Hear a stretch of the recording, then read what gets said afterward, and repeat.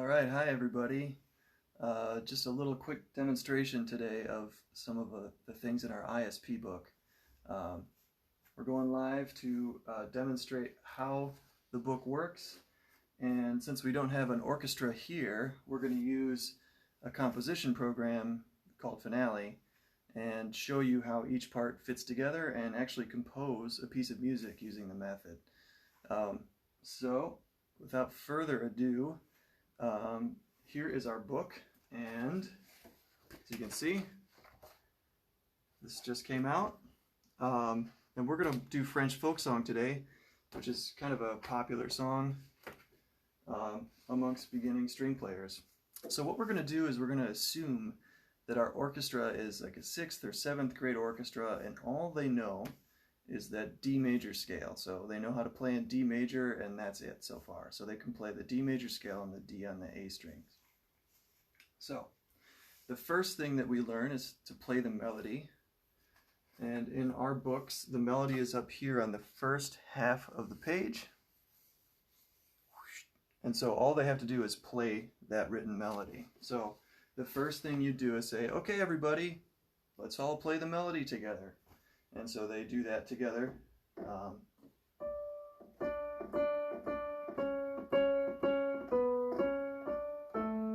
You might recognize this song.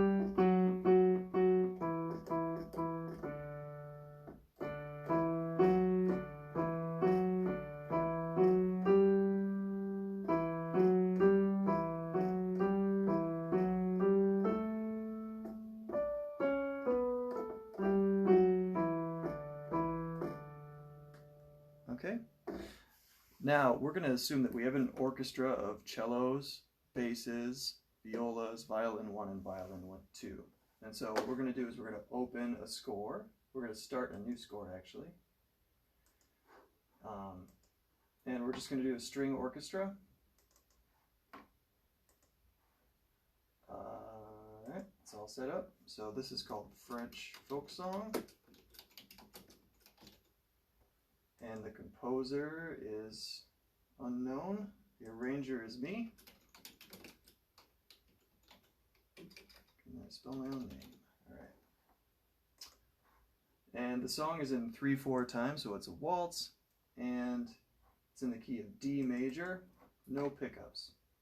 And there is our blank staff. You might not be able to see it too well, but as long as you can hear it. So, let's say we're going to put the melody in the first violin. So we're going to say, okay, we all played the melody. Now, first violins, you're in charge of that now. So you click here, and then they play.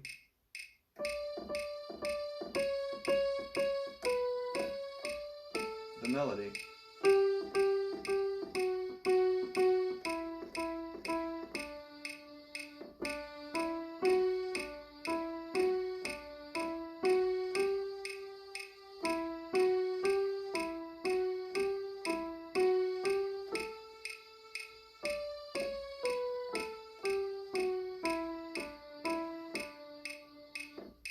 And that's one pass through the melody. The next thing you can do is maybe double it up. So let's say you want the violas to also play the melody so it sounds nice and loud. Maybe you have a thin violin section. So we can put the melody also in the viola part.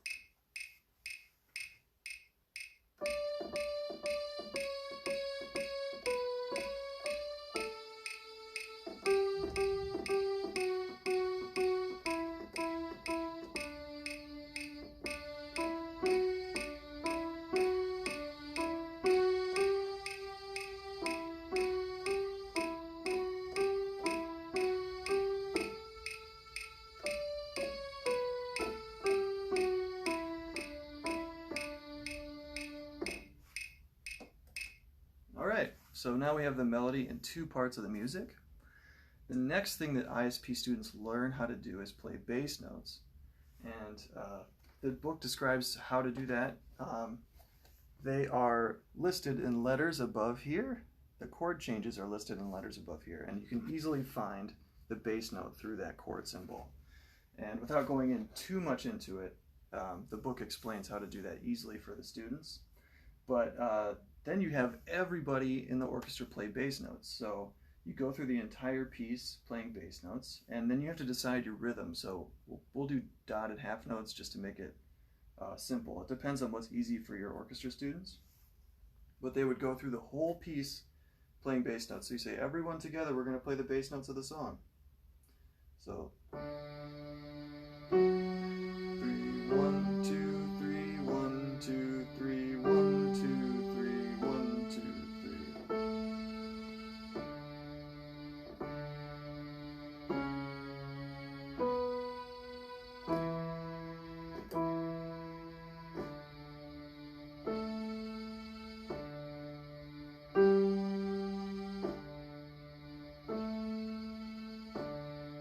All right, so now everyone's had a chance to play bass notes.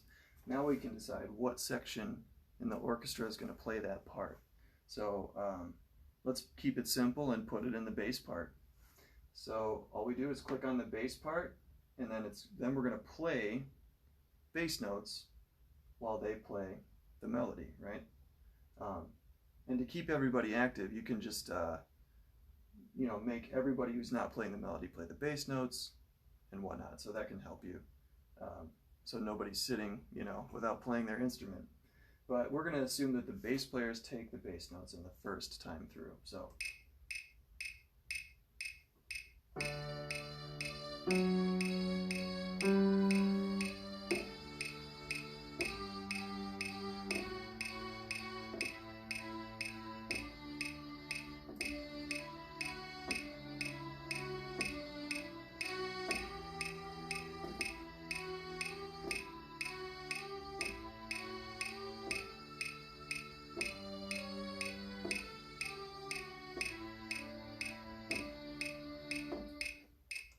We did just that. So the bass players have the bass notes. Now there's another rule that we use called chord notes, and the chord guide is written below every song. So every song comes with a melody section and a chord guide section. And the chord guide allows other instruments to accompany the melody, basically, without them having to learn what all the notes in the chord symbols are. We actually give them a nice guide. There's 3 notes in every chord, and so what you can do is have them choose a bottom, middle, or top note. And so the first thing we have everyone do is say, okay, everyone go through the chord guide and play the middle note, right? Or play the bottom note first, and so everyone plays the bottom note.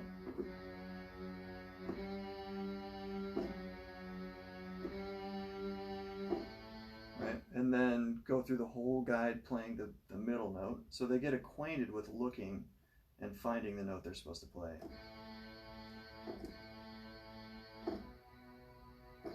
Right?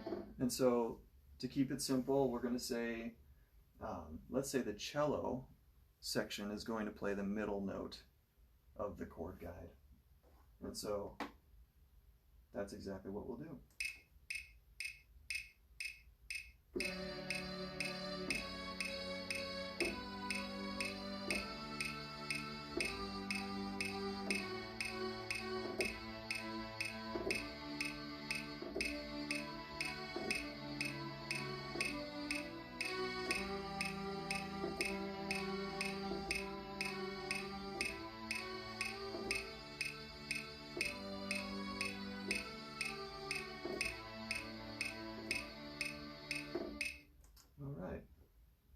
So now the cello has the middle note of the chord guide, and so the second violins can also choose a chord note as well.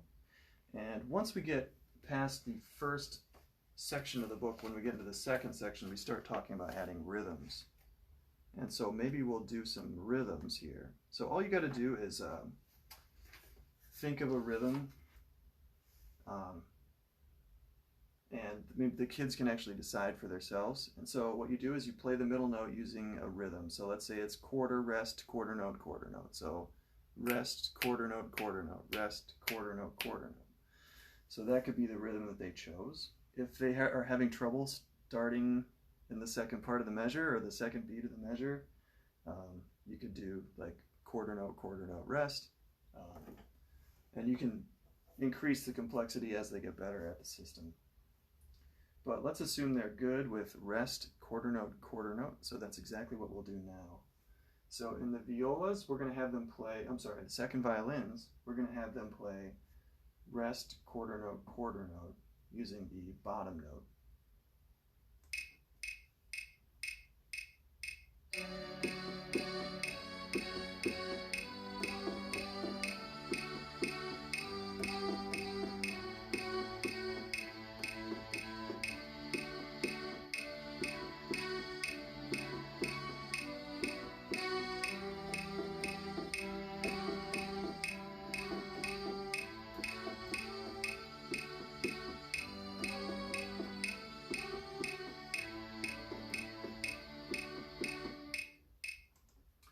Another option you can have is to have the second violins choose whatever chord note they want to and play over that same rhythm.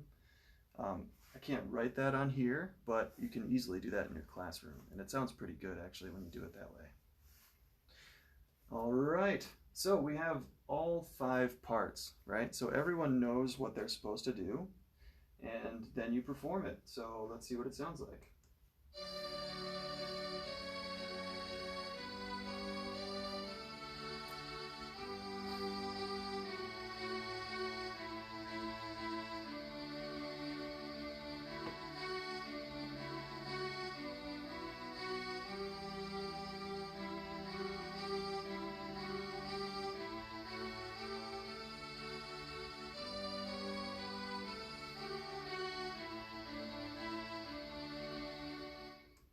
That sounds pretty good already.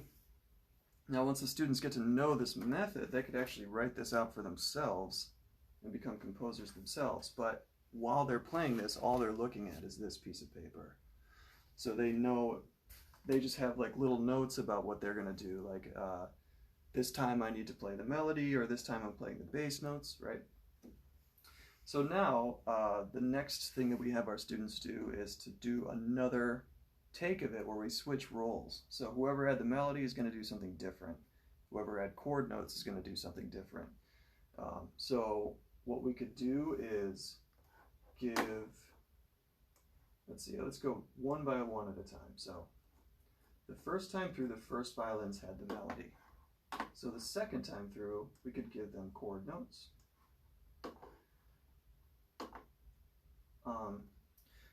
After we learn rhythms, we learn arpeggios. We could talk about that as well. Let's see, what could we do here?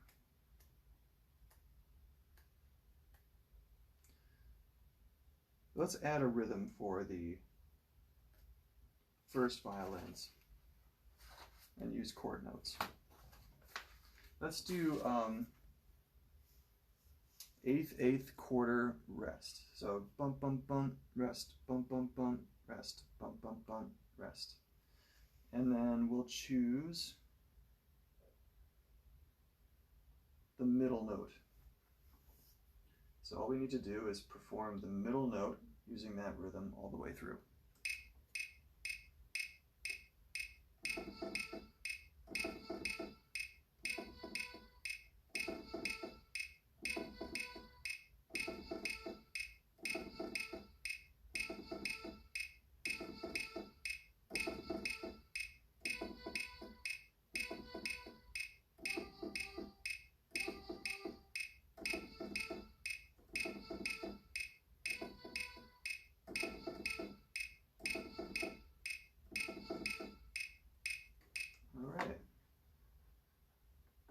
So that rhythm is now established. Okay, so the second violins had chord notes with the rhythm rest, quarter, quarter. So now we could easily have them play the melody. So let's have second violins play the melody. Here we go.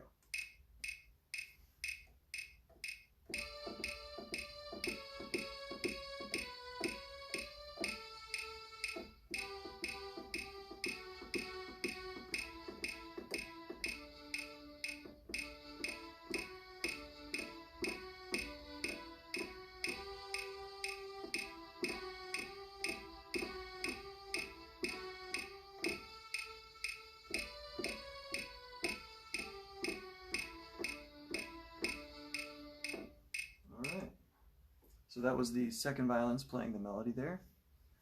And let's see here. The violas were playing the melody before, so they were doubling the melody. So now they could do something else. Let's have them play the bass notes. So we're going to look at the chord symbols, see what letters written, and we're going to have them play the bass notes with a rhythm. Let's have them play bass notes in quarter notes. You can kind of randomly almost choose these choices, and they all pretty much sound good. So it's a creative exercise that doesn't really have too many pitfalls. All right, here we go. So bass notes for this guy. Oop. Try that again.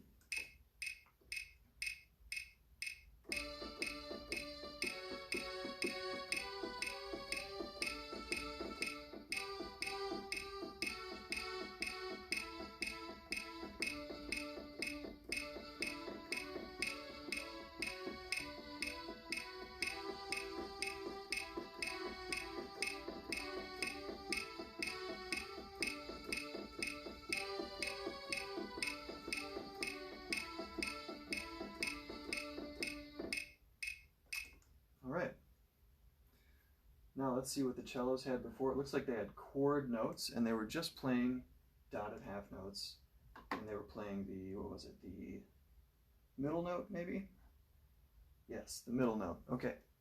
So the cellos, I think it might be a good time to give them the melody, so let's give the cellos the melody as well.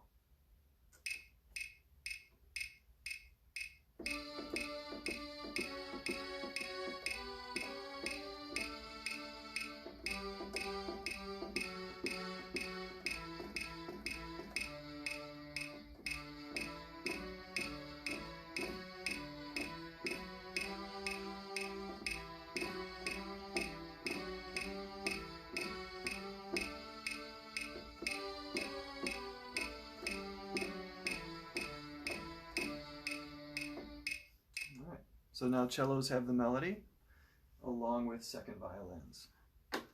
And then the bass player, bass players, they don't always have to play bass notes as you would think. In our method, we always have everybody learn everything. So everyone learns how to play bass notes, everyone learns how to play chord notes. So we could give the bass player the chord notes, or we could give them the melody. When you give them chord notes, you have to realize that the song is going to kind of change its sound a little bit. It could be a really neat method of changing the sound of the music. It's good to not let them separate. So before I said that anyone can play any note in the second violins, like you could have them choose. In the bass, to play a chord this low can be a little muddy. So maybe with that one section in particular, you're going to have them just play one chord note altogether. So let's say that the bass players are all going to play the middle note all the way through. And we could give them a rhythm here. We could give them, let's see, quarter, rest, quarter.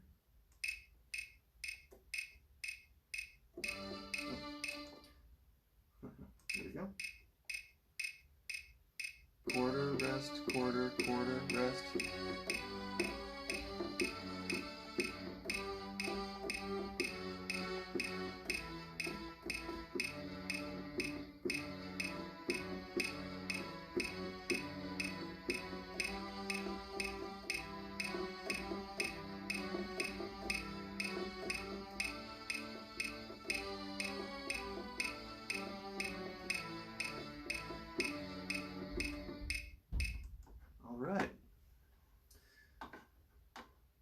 So now they all have a new pass-through with different roles.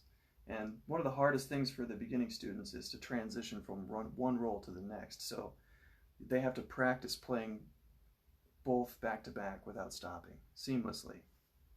And that would sound like this. So let's listen to the whole thing we've made so far. So the first playthrough and then the second playthrough. So this will be a total of 40 measures.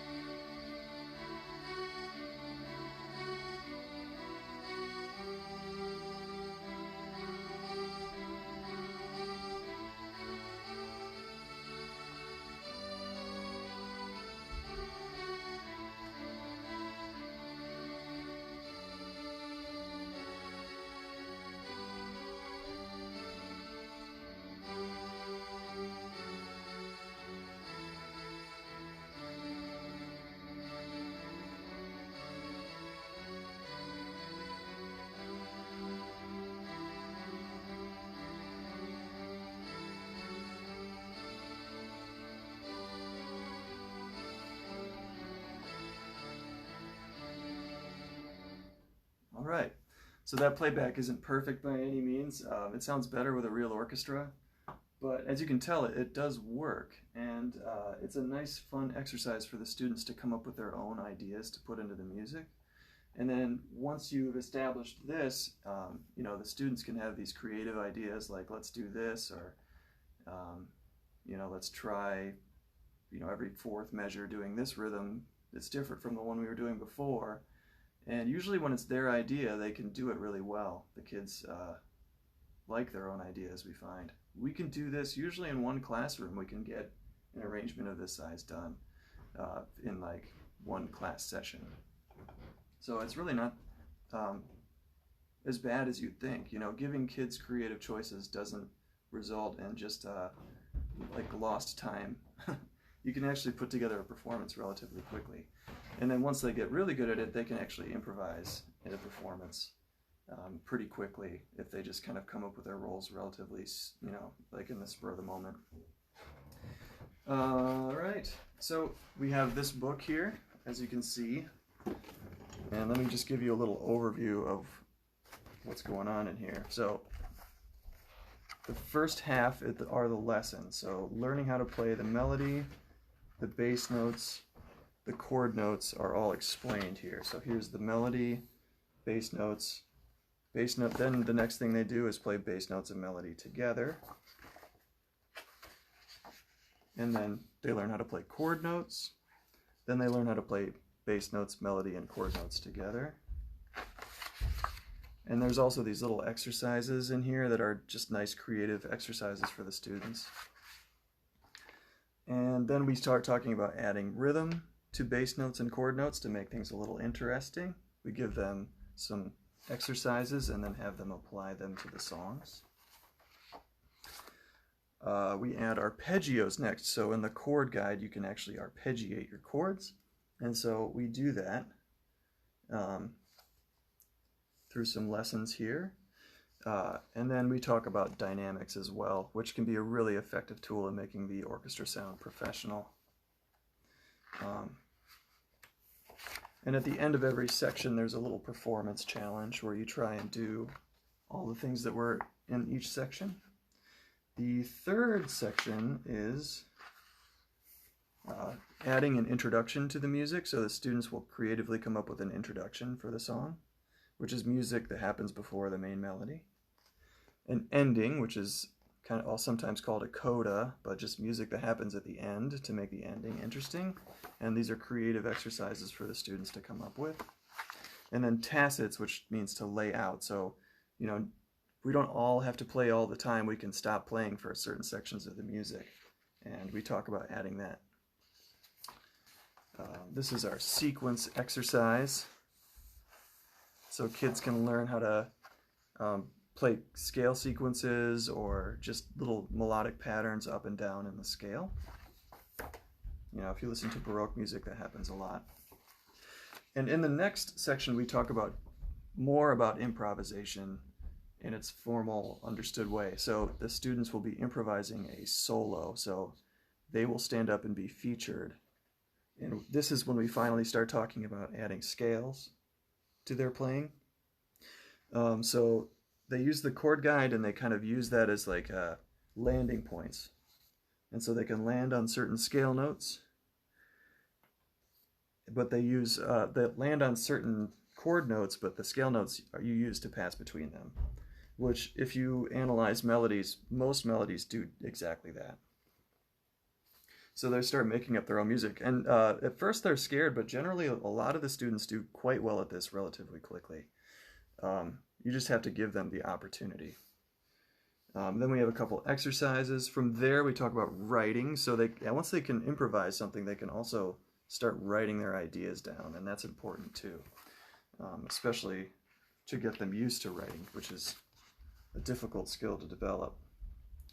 And yeah, so that's basically the gist of the book. And then here we have the section 2, which has all the songs. As you can see, there's about, what is it? I forget exactly how many, like 28 songs in here?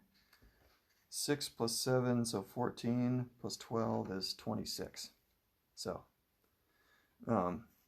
they're organized by levels or grades. So level 1 is the easiest.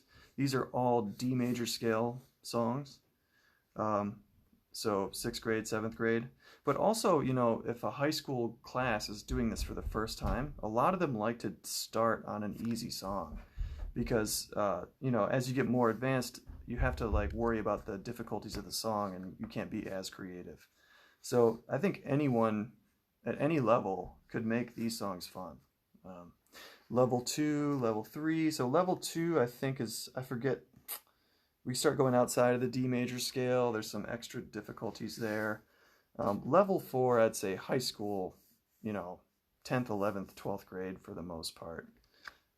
That's kind of the level of those songs. And I can kind of show you some of these. So we have Camptown Races, French folk song, some familiar Au Clair de la Lune, familiar songs that I'm sure a lot of us know. Twinkle, Twinkle, Little Stars in here. And then towards the end of the book, we have some Borodin, first theme from the Polivetzian dances, some Beethoven, the Adagio movement from his Pathétique piano sonata,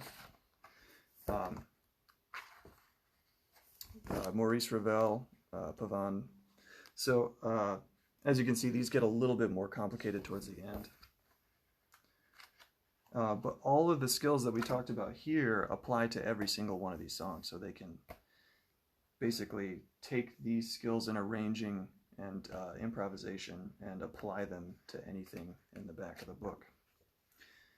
In our program, we've had our students do this for performances, and as they get better and better at it, they can do it themselves. You don't have to teach them these steps over and over again. Whenever we encounter an issue, say for instance if one section's having trouble doing the chord notes with a certain rhythm, rather than focusing on that section, we just have everybody in the orchestra or the ensemble do it together. That takes the focus off of them. It also increases the group effort, so people learn things faster when they do it together, I think. It also keeps kids from being just sitting around not doing anything. So that's one nice thing that you can do. Because everybody's looking at the same music, you can say, okay, everybody do this part together, and then everyone is active through the whole classroom session. So, all right, I hope you enjoyed this little explanation and our little arranging effort here. You could do one more pass of this and then have then hit print, you know, and then you can have your kids play it. So as a teacher, if you wanted to make your own charts for your kids, you could do that through this method as well. As you can see, it's extremely versatile. All right, thanks everybody. Have a good new year. It's January 1st. All right, bye-bye.